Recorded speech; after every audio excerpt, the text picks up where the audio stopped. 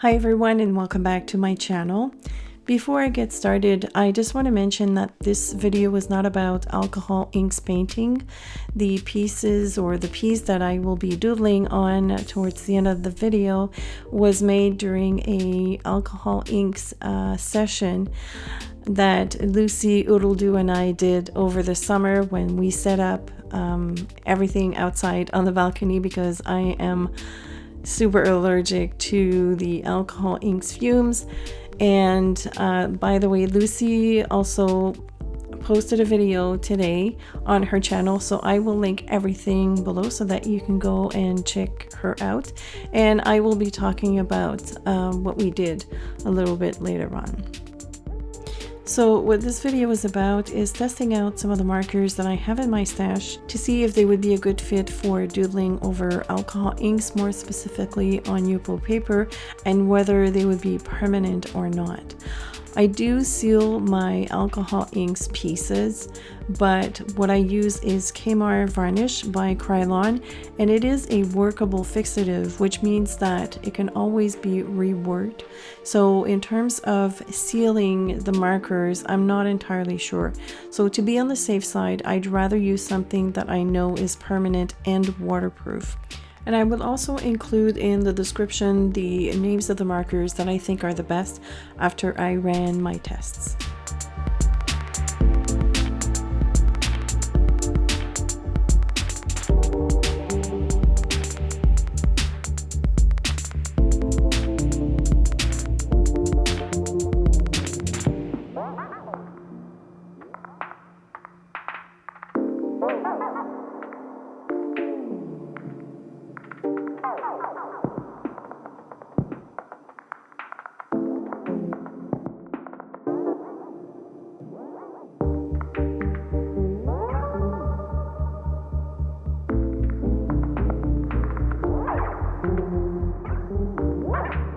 To test out each of the samples, I first rubbed over the scribblings with a dry tissue, and I was not surprised about the results because I sort of had tested those before, a couple of years ago actually.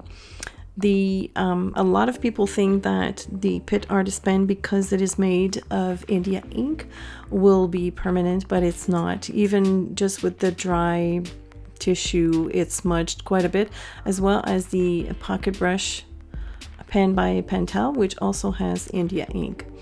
The big winners for me are the MICROPERM and the PERMAWRITER. So MICROPERM is by SAKURA, and the PERMAWRITER is by YASUTOMO.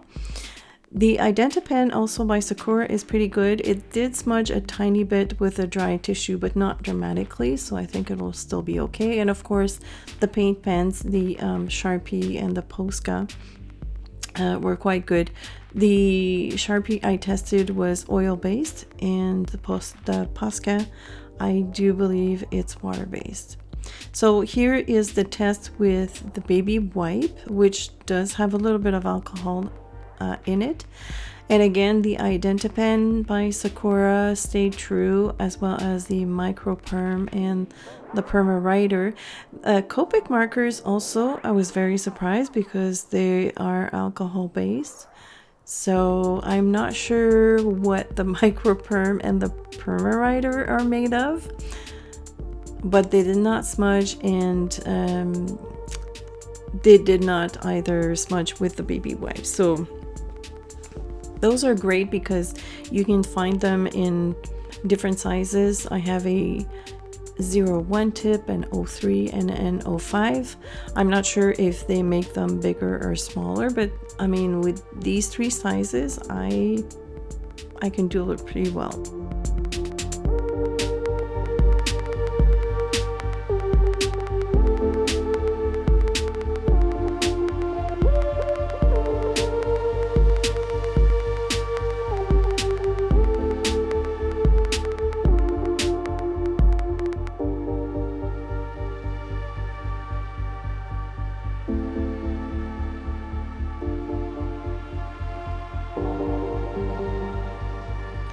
The rest of my tests are sped up, but it's basically the same thing. I went over everything with a tissue and then with baby wipes.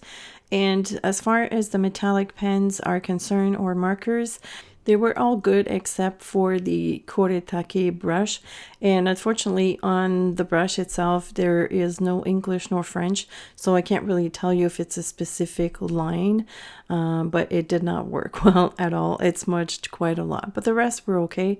My absolute favorite, of course, is the MOLOTOW liquid chrome. This thing is amazing. I feel like I'm drawing with a liquid mirror. It's pretty shiny actually.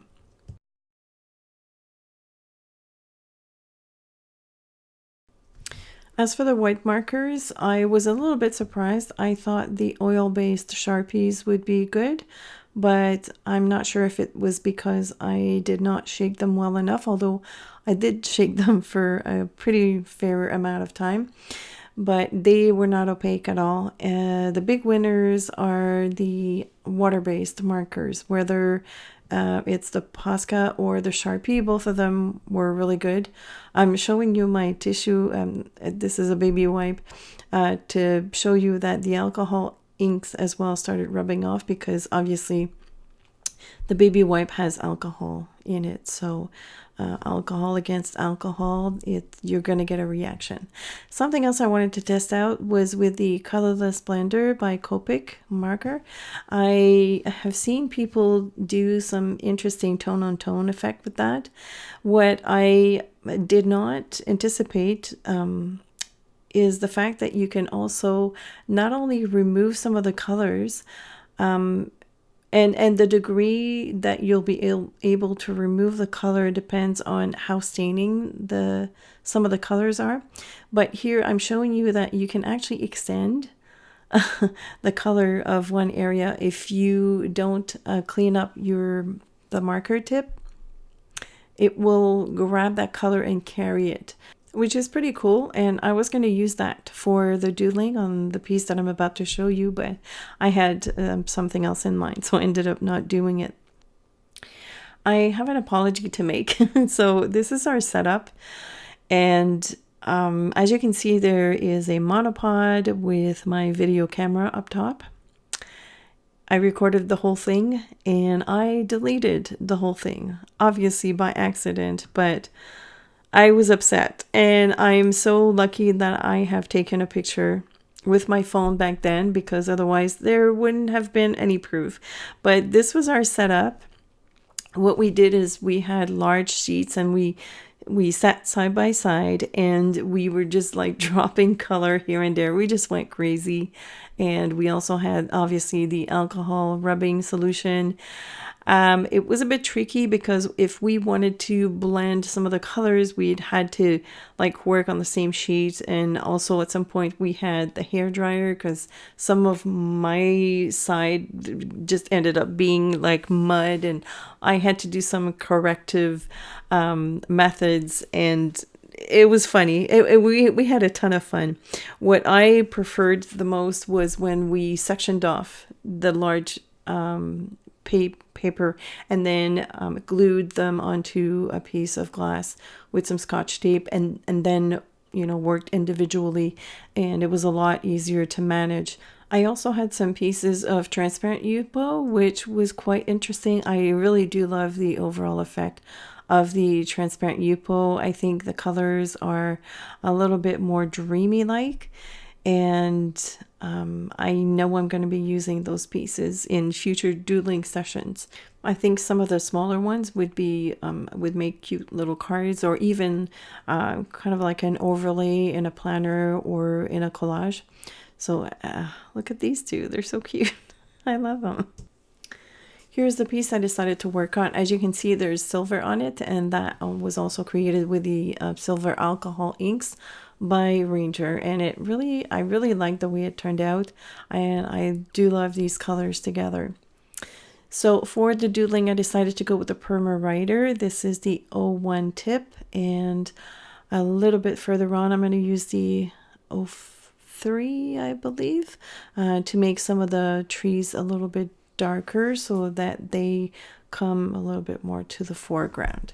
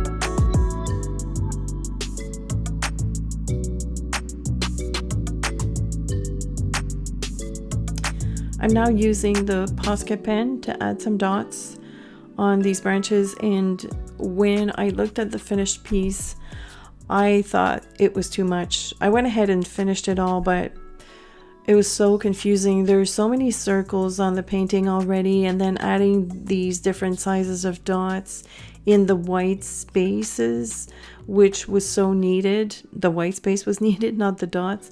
It was just too confusing, so I will rectify that in a little bit.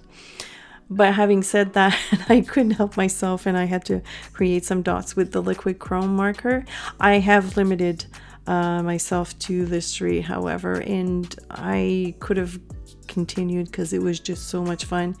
At some point you can actually see my tripod in the reflection of the liquid chrome, but it is so yummy, so much fun to work with. And I'm signing my work because I thought I was finished, but while I was doing that, I sort of realized that the composition was wrong to me anyways. It looked a little bit too busy, too confusing, so I took the POSCA paint pen and I went over these dots, creating some sort of foliage or leaves in the trees. And at some point the tip was running a little bit dry, so I decided to press on the tip. And oops, I just created a big giant blob, and the more I tried to fix it, the worse it was getting. So I took a cotton swab, and my intention was to try to remove as much as possible, and then I thought, no, it's not going to work. Let's not fight it. Let's create a giant blob.